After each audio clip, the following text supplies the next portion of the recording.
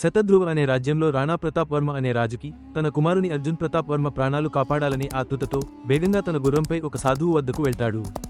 మహారాజు ఆ సాధువుతో, స్వామి, నా కుమారునికి ఇప్పుడు 21 సంవత్సరములు, నా కుమారుని ఆయుష్ 21 సంవత్సరములు పూర్తి అయ్యి వరకే అని మీరు అప్పుడే చెప్పారు. కానీ నేను ఈ మాటను ఒప్పుకోలేను. దయచేసి నాకు ఏదైనా మార్గం చూపండి మహానుభావ, నేను నా కుమారుని మరణాన్ని చూస్తూ ఉండలేను అని రాజు ఎంతో బాధతో తలదించుకుని సాధువు పాదాలను పట్టుకుని వేడుకుంటున్నాడు. అప్పుడు సాధువు ఆయనను చూస్తూ నిశ్శబ్దంగా, ఒక మార్గం ఉంది. నీ కుమారుడి మరణాన్ని అడ్డుకునే యువతితో అతని వివాహాన్ని జరిపించాలి. ఆమె తన భర్తను తనకన్నా ముందు మరణించనివ్వనిది అని నిశ్చయం కావాలి అని చెబుతాడు. ఈ మాటలు విని రాజుకి కొంత ఉపశమనం కలుగుతుంది. వెంటనే రాజు రాజమహల్కి తిరిగి వచ్చి తన సైన్యాన్ని అంతా పిలిపించి, రాజకుమారునికి పితృప్రేమతో కాపాడే భార్య కావాలి. మన రాజ్యంలో కానీ పక్క రాజ్యాలలో కానీ అలాంటి ధైర్యవంతురాలిని వెతకండి అని చెబుతాడు. అయితే ప్రాపంచికంగా చూస్తే మరణాన్ని ఎవరైనా అడ్డుకోవచ్చా అన్నదే అందరి ప్రశ్న. అందరి మనసులలో మరణం ఎవరి చేతులలో లేదు.